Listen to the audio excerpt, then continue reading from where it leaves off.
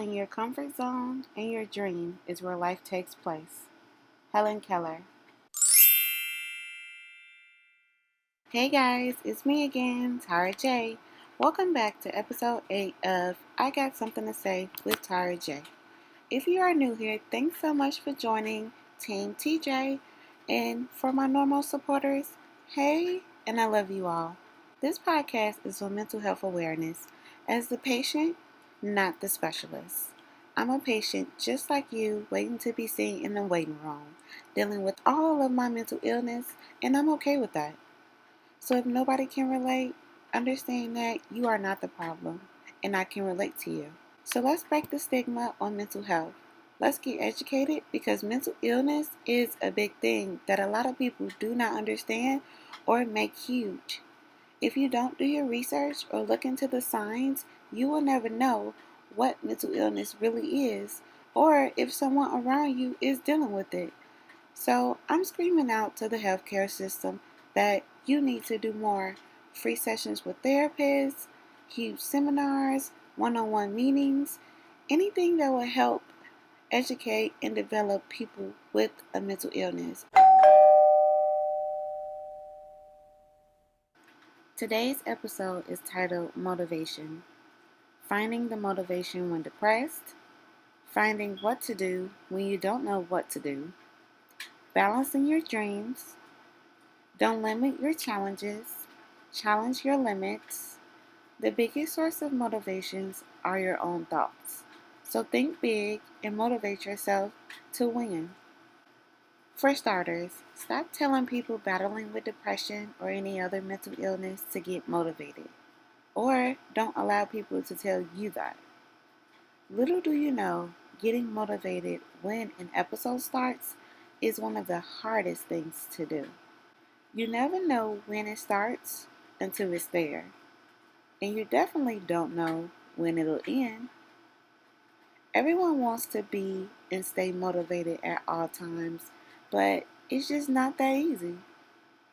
Getting motivated is overwhelming.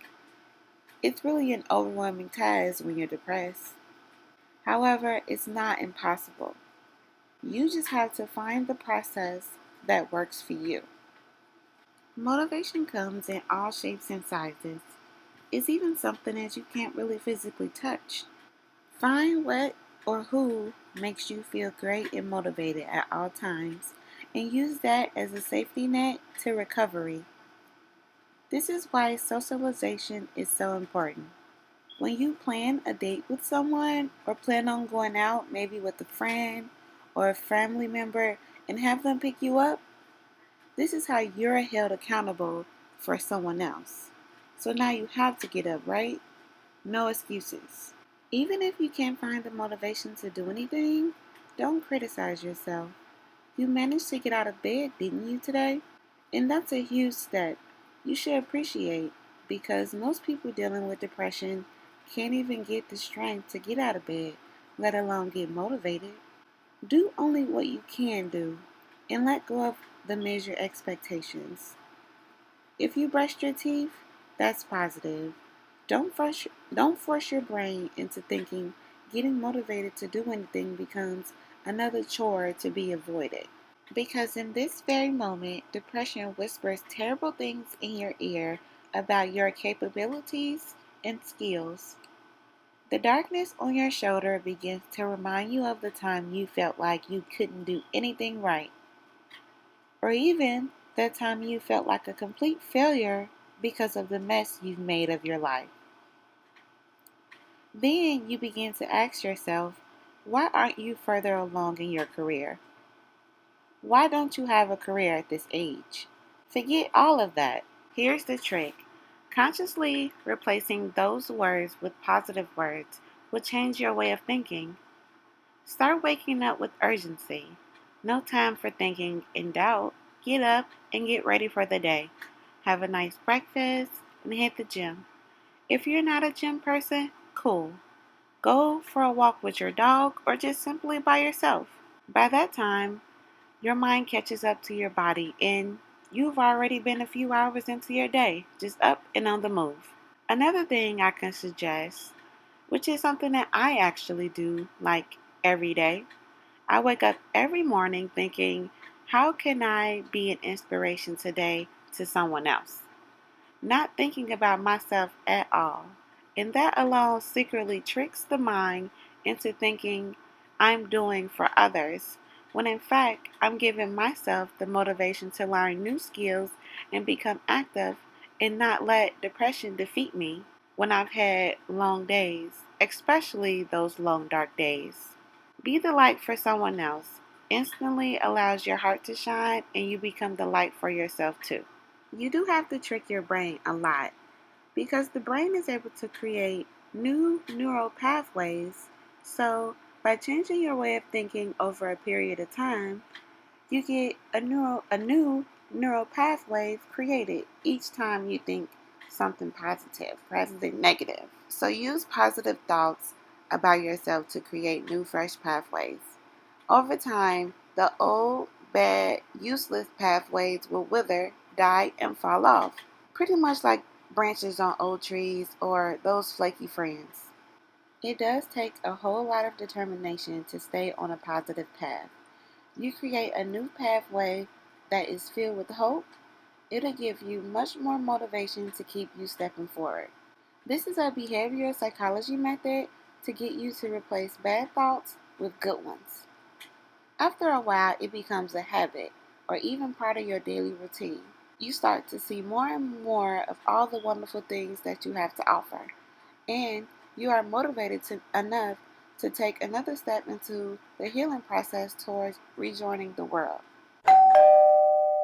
Here is 8 ways to stay motivated when your disorder is triggered. 1. Have an attitude of expectancy, meaning be a good person, good will come back to you. Or expect greatness and it will eventually happen. Or maybe tell yourself you're beautiful every day and you'll eventually start believing it. 2. Focus everything on what you can do and not what you think you can't. Meaning, don't care about the circumstances that's beyond your control. Or know the difference between the things you can and cannot change. Or don't become emotionally entangled with the process and appreciate how far you've come. 3. Read and listen to more positive things, such as inspiring podcasts, good morning and motivational quotes, listen to calming vibrations, read a good book with positive topics that'll give you a boost. 4. Surround yourself with good people. Well, we already talked about that. If you missed out, check out episode 7. I give you tips and advice on how to do this. 5. Speak nothing but positivity, meaning daily affirmations, read stickies that you may have left around your house to give yourself a boost, or just simply compliment yourself daily. 6. Take mistakes as lessons and not punishments, meaning learn from your mistakes so you don't have to keep repeating them. Self-evaluate yourself daily on how you handle situations, whether they're good or bad. And lastly, keep notes on your solutions to better your life. 7. Celebrate your accomplishments, meaning reward yourself with anything to help you stay motivated. Treat yourself like maybe have a party or a movie night, and if someone asks, simply respond, because I'm raw. 8. Build a support system. Having people in your corner is a necessity. It ties back to number 4 with surrounding yourself with good people. Your support system may even be people with the same dreams and aspirations as you, which gives you even more motivation. It gives you all the opportunity to pick each other's brain and learn from each other. Getting motivated and staying motivated while dealing with the mental illness is a huge struggle. I get it, but it's not impossible. Nothing is impossible. So I truly hope these 8 ways get you motivated and it helps you. Accept who you are and live freely. Ask God to grant you the serenity to accept the things you cannot change, the courage to change the things you can, and the wisdom to know the difference. Okay, guys, that's me. I'm Tara J, and I always got something to say. Remember, you are loved and you are beautiful.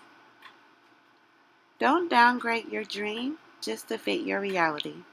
Upgrade your convictions to match your destiny. God bless you. Peace.